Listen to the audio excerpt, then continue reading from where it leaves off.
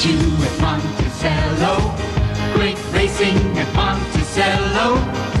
The world's very fastest half-mile track. That's Monticello Raceway.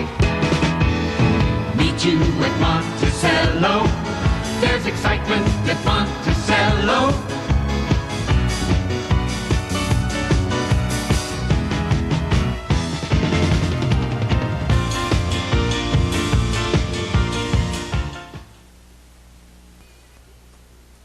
Good evening. I'm Gary Sussman, and welcome to the Inside Track. This is our first program in a 20-week series, a 30-minute talk show about the sport of harness racing in general and Monticello Raceway in particular. Joining me later on tonight's broadcast will be my special guest, Monticello track announcer Jerry Glantz, and the Director of Publicity at the Mighty M, the Professor, Mr. John Manzi. Now, there should be something for everyone on the Inside Track. There'll be personality interviews, educational insights from the harness tracks of America, highlights of past and upcoming promotions, and a chance for you, the viewer, to win dinner for two at Monticello in our weekly trivia contest. But most importantly, the Inside Track will show you exciting race footage. For example, from Monticello, you'll see replays of the Can-Am race, the New York State Sire Stakes, and the Classic 7 Elimination and Final. From tracks around the country, also the Can-Am Series, the Hambletonian, the $2 million Woodrow Wilson Pace, the Yonkers Trot, and much, much more. Plus, on each show, you'll get to view those races from Monticello that Jerry Glantz has selected as his highlight calls of the week. The Inside Track is about the sport of harness racing, and I'll try to present to you the best that it has to offer. So to start off with, let's take a look back now at some of the people and horses that made racing news during the 1980 season on our year in review. John Campbell can afford to smile. He won purses of more than $3.7 million last year, a one-season record for harness racing, breaking this man's record, Hervé Filion. Hervé was the 1980 Dash winner, his 11th Dash title, 474. Ron Waples, the 1980 Harness Tracks of America Driver of the Year, the second year in a row that he won that title. At Monticello, John Gilmore won his second Dash title in a row. He had 86 for the spring-summer meet. Joe Rico Jr. won the Winter Dash title with 26. He was second in percentage driving for the 1980 spring-summer meet. Elsie Berger, the breeder of Niatros, honored for her contributions to the sport by winning the 1980 Horseman Award, voted by subscribers of the Horseman and Fair World. Niatros, the Horse of the Year, Pacing's first Triple Crown winner since 1970, holder of 15 world records, the most 2-minute miles in one season, 25, purses won $2 million plus over his fabulous 2-year career. See now, Happy Lady winning the Monticello Classic 4 in 1:59, Jim Rankin in the sulky. Unfortunately and tragically, Happy Lady was killed on January 10th of this year when a barn at Castleton Farms in Lexington, Kentucky exploded into flames.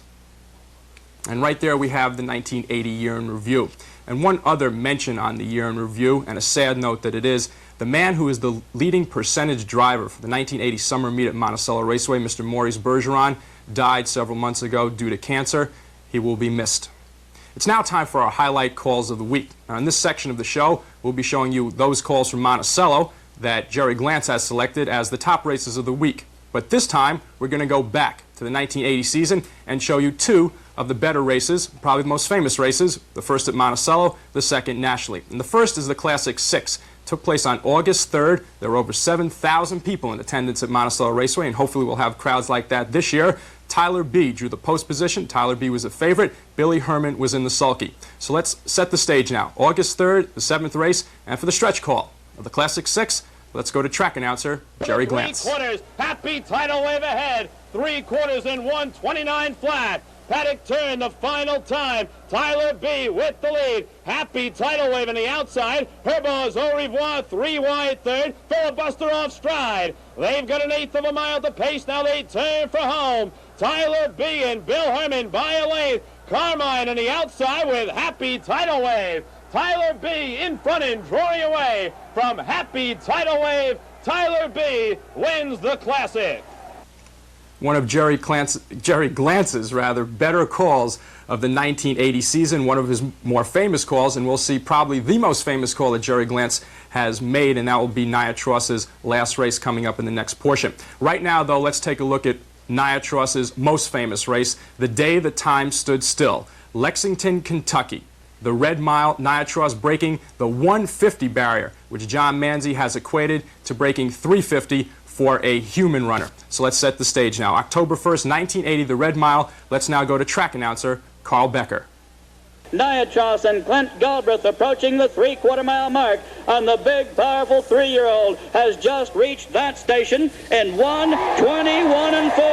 Here it comes! They turn for home. Niatros 21 and 4. Unbelievable three-quarters, and Galbraith has him in gear. He's in the final 8. Niatros is going to be the fastest ever in the sport. He races the wire. Niatros 52 and 4 record performer approaches the wire. Three-quarters 21 and 4, and Niatros is home in 49 1/5. You've seen it.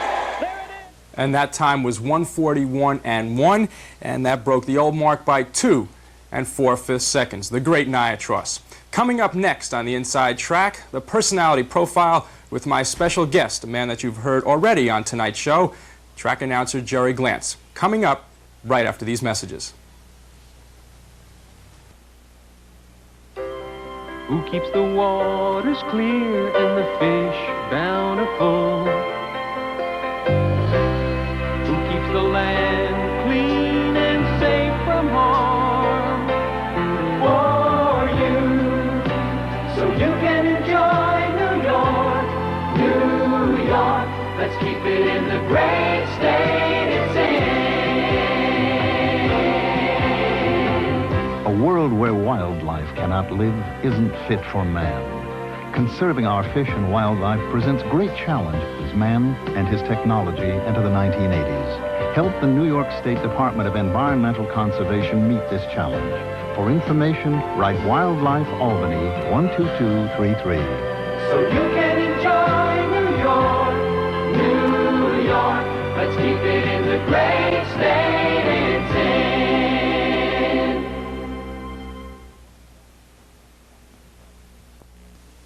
Welcome back to the Inside Track, and I'd just like to make one correction. That Niatros time was 1:49 and 1, not 1:41 and 1. It's time now for the personality profile, and my special guest, the track announcer of Monticello Raceway, a man whose voice you've heard already in this show, Mr. Jerry Glantz. Jerry, welcome to the Inside Track. Thanks, Gary. And you do not have to change the tint on your television sets. That is a tan that Jerry Glantz has. Jerry is also the track announcer at Pompano Park, correct? Correct. For the last 6 years? 6 years. And Monticello for, this is your third my season. Third year in a row. Obviously, the question to ask, what is your formula to call a race? What I do first is familiarize myself with the driver's colors early in the meeting, which is the most difficult part of the meeting for me. When the horses come on the racetrack for the post parade, and I'll announce number 1 is Niatros, driven by Clint Galbraith. Galbraith has purple and white colors. I don't identify a horse by the saddle pad number because at different points in the race the number is blocked out. Now, when you say the saddle pad number, you mean that number that obviously the race fan can see from what the fan stands. sees in the post parade, which corresponds to the color board in the infield. The one horse will always have a red saddle pad, and he'll have the head number. But when they're in the backstretch and when they're 2 and 3 wide, you can't see a number. So you need some other identifying mark either on the horse or what I use, which is driver's colors. Is that the recommended way to race That's the easiest way. That's the easiest way to make the job easy. If I were to stand there every night and take the program, and for each race go number one is so-and-so, number 1 is so-and-so, and do this for every horse 10 times a night, you get a little batty by the end of the meet. Okay, for example, Thursday night is the opening night at Monticello. When you go into the announcer's booth Thursday night, what are the first things that you do? Well, first the opening statements, which is a standard thing every night. The national anthem, windows are open, what the people can bet, which now is totally different with our new system. After that, we'll announce the post parade. Say if post time is 8, at 10 minutes of, the horses will come on the track. At that point, that's the first time that I'll have really looked at the race and be concentrating on it. And at that point, you're looking at driver's colors? Or do Right. you know driver's As colors I before say you to go the- in? Well, I'll know the driver's colors, but at that point, when I say number 1 is Big Towner and the driver is so-and-so, that's the first time that I'll make the association between that horse and that driver. The horses will score down, and I won't look at them. When they go to the gate, I'll look at them again, and I run through them real quick in my mind, and I usually know them. When the race is going on, do you refer to the program or you just watch the race? The only time that I'll look at the program, and it's rarely, will be the first quarter of a mile. If one horse just doesn't pop into my mind. But after the first quarter of a mile, never. It's never happened to me. Now, what about the use of binoculars? When do binoculars come into calling a race? On the half-mile track here at Monticello, from the top of the stretch, when I say that they have an eighth of a mile to pace and they turn for home, I'll put my binoculars down. And when the race starts, as I say, as they go into the first turn is when I'll first use them. So for the length of the stretch, from turn to turn, I will not use them, and in the back stretch I will. Now, I want to take a look at a couple of races that you've called. The first one is the accident race from last year. Now, this has played previously on this program, but I want to get the race obviously from your perspective. And when people do hear the race now, they'll see that you were very calm. Had you ever had a race that was an accident beforehand? I've had several races where there have been bad accidents in Pompano or here. And the thing in an accident is that you don't play it up for the sake of the people. If there's an accident and if a horse gets loose and endangers the other drivers in the race, sometimes a horse will be loose and he'll pick up speed because he's scared, and he'll be gaining on the other horses in the field. So you're just trying to... So I'll say, then in that case, I'll say, drivers, be careful, there's a loose horse on the racetrack.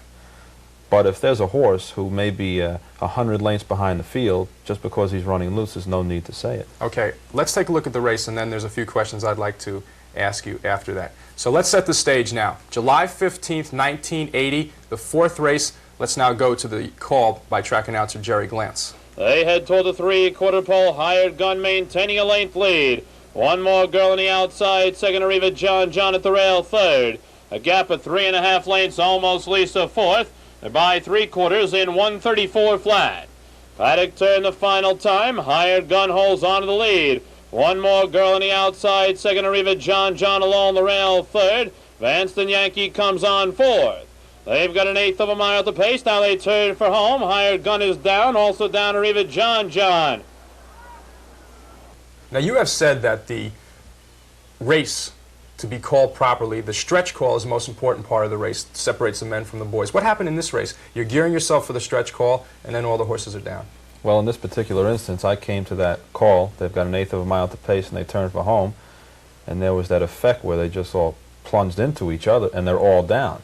Now, I said the first two horses were down, and after they all went down, it would have sounded foolish to just come back on the air and say they're all down.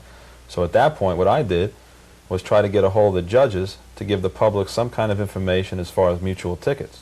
But that comes as a shock no matter how many years you watch racing. That's the first time I have ever seen. I think one horse did finish that race. Maristellen paid $69. Nobody even saw the horse finish. Because you saw the horse finish. Maristella stopped. She didn't fall, but she stopped, and the driver looked over, and there was obviously nothing he could do, and she more or less walked right across the line on the very outside part of the racetrack.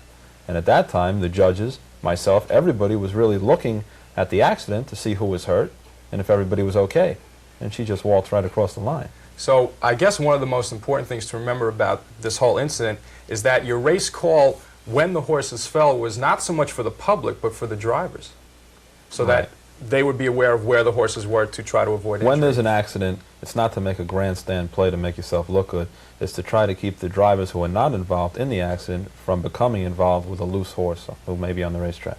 Speaking of looking good, Niatross's last race was at Pompano Park this winter. Why don't you set the stage and how this came about? Okay, Niatross owns every world record on the half mile and on the mile track. For a two-year career, as you corrected me before. The only record he did not hold was the 5/8 mile record, which is held by Storm Damage, set at the Pennsylvania Meadows on Adios Day. Niatross came to Florida for the express purpose of owning every world record, being able to retire with every record. It was cold.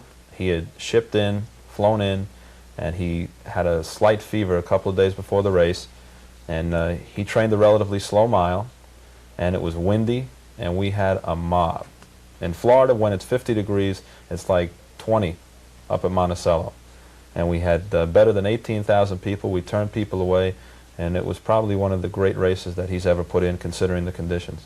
How did you prepare for this race, knowing that you were going to call Nia Tross's last race? By having the flu the whole week and being in bed for 5.5 days. That's about it. I was in bed until the night of the race. I was sick the whole week, but I wouldn't miss that race for anything. That's too great an opportunity to be the one to call his last race. There was no preparation. Just another race, except that from hearing all these people down by the rail, the adrenaline that just went throughout the crowd was just amazing. So let's let the people hear this race call now. Jerry Glantz calling Nia Tross's last race. The date was late December. It was New Year's Eve, I think, or no, I'm sorry, the 27th of December. Here we go. Jerry Glantz with excellent recall. The 27th of December, over 18,000 fans in attendance. Let's now go to the stretch call, or rather the entire call of Nia Tross's last race by Jerry Glantz.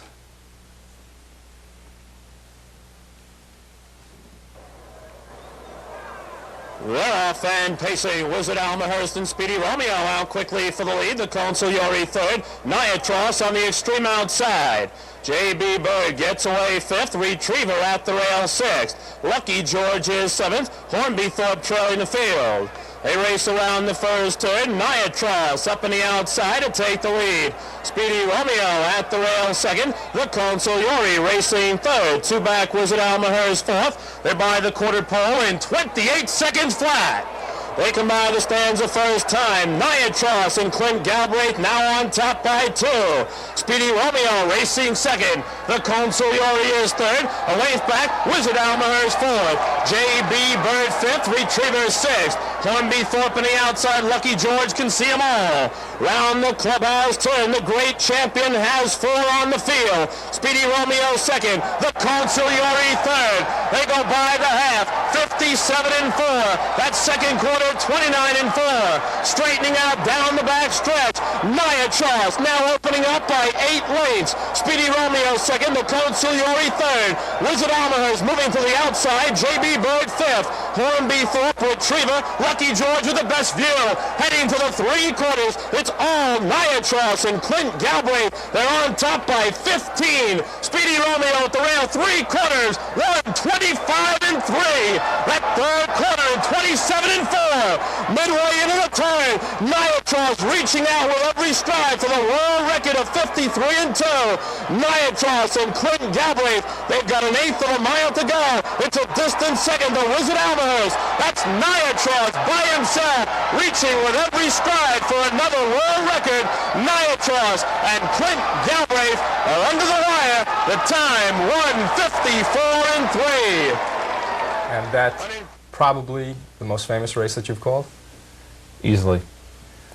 When you look back over 12,000 races that you've done, besides this Nia Tross race, what are some of the races that stand out in your mind as great calls or great races? One sticks out more than any, the classic that Happy Motoring won. Probably the greatest, aside from that singular effort by Nia Tross, which was really against the clock.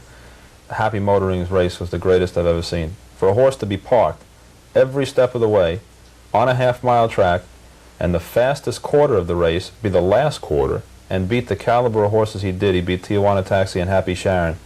Incredible race. If someone was trying to break into track announcing, such as you do, what are some of the great tips that you would be able to give them? If you have the good voice, clear. Do you have a good voice? No, naturally. The best. Who else? Andy Furman had a good voice, but he was gone. Is the voice the most important thing? Clear voice. You have to have a clear voice, and a deep voice helps. Because if your voice, everybody's call reaches a higher pitch at the end of the race as you get excited. If you start out with a high-pitched voice, the crowd's going to drown you out. You have to be accurate and just be able to relate what you see on the racetrack. If you can do those things, then it's a matter of public opinion if they like your style or not. And obviously, knowledge of racing helps. Helps an awful lot. Makes it a lot easier. Jerry, thanks a lot for coming by. Nice being here. Track announcer Jerry Glantz, my special guest on the Personality Profile, the man whose voice you hear more often at the track than any other person, possibly for the exception of John Manzi. And speaking of John Manzi, the professor will be along right after these messages. Promotional considerations for the Inside Track provided by Carlos's Restaurant, the best Italian food in Sullivan County. Lefty's Charbroil, the better burger place. Kessler Brothers Butchers, Kessler's label enhances your table. The Bagel Bakery, famous for bagel treats and sandwiches, open 7 days. House of Lions, fine dining in a country inn atmosphere. Dunkin' Donuts, it's worth the trip, open 24 hours. Ellery's Betty Bright Cleaners, featuring complete tuxedo rentals and tailoring services. Capito Brothers Tire Specialists, for family care of your tire needs. And by the Holiday Inn Restaurant of Liberty, diversity in dining for the public appetite. Welcome back to the Inside Track, and it's now my pleasure to introduce through the haze the professor, the director of publicity of Monticello Raceway, Mr. John Manzi. Professor? Were you referring to my cigar, Seth? A little bit. I'm sorry. The first of 20 weeks. Will we be able to make it for 20 weeks? Hopefully. Will you be able to make it for 20 weeks? I'm going to try. Okay. One of the things that we have going on at the track this year is the Can-Am Series. Our race is on June 28th. Why don't you tell the public what the Can-Am is all about? The Can-Am Suss is a series of races at 17 tracks throughout the United States and Canada for 3- and 4-year-old pacers that are non-winners of $50,000 lifetime. And they race from track to track. There's a no starting fee, but there's a nomination fee of $500. Every horse has to make that payment by March 1st, and that entitles them to race at every track then throughout the United States and Canada. And the way it's run is that there's a number of races throughout the summer months, with the final, I believe, at Yonkers Raceway. At the end of right, August. It's every race, the legs they're called. There's 16 legs. They go for $20,000 each. And the final, the top 8 money winners will race for $100,000 guaranteed at Yonkers Raceway in August, late August, I guess the 29th of August. Now, the reason that we're talking about this is because on the Inside Track we'll be showing as many Can-Am races as we can get a hold of. And the first one that we're going to show is the first Can-Am, which took place on March 27th at the Meadowlands. And I think when people watch this race, they should notice the number of horses that are in this field. 15 horses. Looks like a cavalry charge. Well, that's right. By law, they're allowed to race 16 horses on a mile track without splitting a division, without making 2 races out of it. We had it at Monticello last year in the end of May, and we had, I think, 16 or 17 horses, and obviously they couldn't race on a half-mile track, so they made 2 divisions. But at the Meadowlands, being a mile track, they can race in 1 division, and you'll see it's a cavalry charge. And it's also only one time around the track because the Meadowlands is a mile track. Obviously a mile track, 1 time around, right. So there we go. March 27th, the Meadowlands, the Can-Am Pace. Let's go now to track announcer, John Bothy. Here they come. And they're off. Mike Sappy-Fella goes out for the early lead. The extreme outside, Pontiac Donald second. In between them, Duncan's right third. Jim Bar Jean along the rail, also getting away quickly. Chipman's Jr. Around that first turn, 5 of them vie for the lead. Mike Sappy fell in between them. On the outside, Duncan's right. Along the rail, it's Chipman's Jr. third. That's Pontiac Donald fourth. Jim Bar Jean along the rail, 5th. Gene Hanover 6th. Then it's Storm On By 7th. Timely Edition 8th. Now that's Smoky Victory in 9th. Love That Fella is next. Then it's Nordique Almahurst. Up on the outside, beginning the range up, that's Light Brett. Along the rail, it's Hail the Yankee and the trailers, Sea Rights. And a gap of 1.5 lengths to Whitey's Fella. They went the quarter, 28 seconds. Drive down the backstretch. Duncan's right with the lead by 1.5 lengths. Mike Sappy Fella second. Pontiac Donald third. Chipman's Jr. fourth. Gene Hanover fifth. On a 3-wide brush, here comes Sea Rights from 6th and on the move. They go the half, 57-2. Move on to the far turn. Duncan's right with the lead. Mike Sappy fell in between horses second. Chipman's Jr. along the rail third. Sea Rights the extreme outside fourth. In between horses beginning to gain ground, Light Gret from 5th. Along the rail, it's Chipman's Jr. Approach the 3/4. Mike Sappy fell on the inside, Sea Rights on the outside. Those two stride for stride. 3/4, 1:28-1. They're in the stretch. Mike Sappy fell along the rail. Sea Rights, the middle of the racetrack. On the extreme outside, it's Nordique Almhurst. And here comes Love That Fella with a move. In deep stretch, Mike Sappy fell along the inside. The extreme outside, Nordique Almhurst. Here comes Love That Fella going right to the top.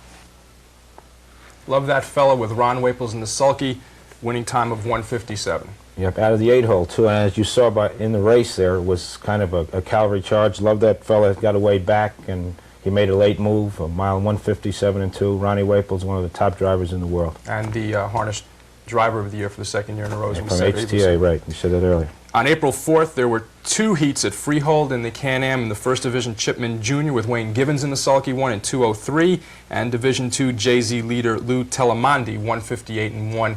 Those were the winners in those 2 heats. And as I said, the Can-Am Series will be previewing and highlighting those races throughout the Inside Track program, with the final in late August, and the Monticello race will be June 28th. Many of those horses will be at Monticello Raceway this year, right? Next week we'll be seeing from Liberty Bell, the race which took place on April 11th. Many promotions this summer at Monticello, and we'll be talking with the professor about that right after these messages. Promotional considerations for the Inside Track provided by Clare's County Seat Restaurant for a congenial and truly elegant culinary experience. Ralph Cutler's Mail Modes, home of the Sandsabelt Slack, free alterations while you wait. The Down Under Lounge, if it ain't happening at the Down Under, it ain't happening. The Canton Restaurant, in Monticello, Chinese means Canton, open 7 days. The Valley Inn, where to go for sandwiches, burgers, and Connie's special cheesesteaks. Willie's Bend and Elbow, serving dinner, pizza, and sandwiches in a lounge of distinction. Falls Poultry, you'll fall in love with Falls. Miss Monticello Diner, the finest in early American home-style cooking. And Bernie's Holiday Restaurant, food served with a pinch of love.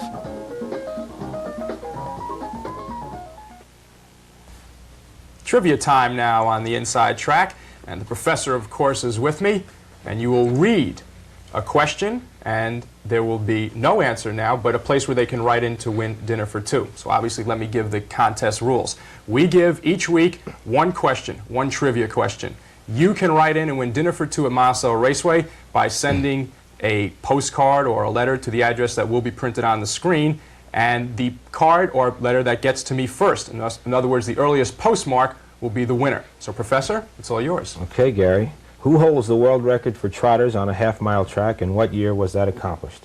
And as you can see on our TV screen, there it is, with the address and the question. And of course, you do know the answer. Yeah, I do. Okay, and we'll see next week. But you're not done. Could I win a dinner for 2? No, you cannot win a dinner for 2. You can cook the dinner for 2, though. Okay. Okay. Right now, speaking of cooking, what's cooking at Monticello this week? Opening night is this Thursday, April 30th. Of course, we have our new betting terminals, the computer tote, where you bet in cash at one window, which we're going to have all year. It's a great innovation. We're going to have, of course, free admission and free parking, a welcome back night, and the Philly Fanatic will be there to entertain. Now, speaking of the betting terminals, the easiest and simplest way to describe it, you can bet in cash at one window, you can do all your betting at one window. All transactions at one window. Yeah. And after the second race, you can pre-bet. Right. Late bet, if you have to get home early for some reason, you can make a bet in any race they're on after the second race. And these machines are at tracks throughout the Northeast and in They're coming. New York State. Computers are taking over all over, and the computer age has hit the harness racing industry now. Free general parking, free admission, the Philly Fanatic, and this weekend, a big event at the Concord Hotel, Right. the Harness Riders The Dinner. National Harness Riders Banquet. Our chapter, the Monticello Goshen chapter, is the host chapter this year. It's going to be a big turnout. All the biggest names in harness racing will be there, and all the national awards will be given. That evening, that's May 3rd, this coming Sunday. And some of those people will be in attendance at the track on Saturday night. Saturday night, most of those people will be at the track. We're hosting a whole group of the directors and people that are at the track Saturday night. So if you could say one word about this week, it'd be free. Right, free and exciting, too. Starts off a year, as you know, we have a lot lined up this year, Gary, and we'll be telling the fans about the year as we go along. April 30th through December 13th, straight through. A long season, a good season. Good luck. Okay. My thanks to the professor, Mr. John Manzi, and to my special guest, Jerry Glantz, for being the premier guest on the Inside Track. We hope you enjoyed it. See you next week.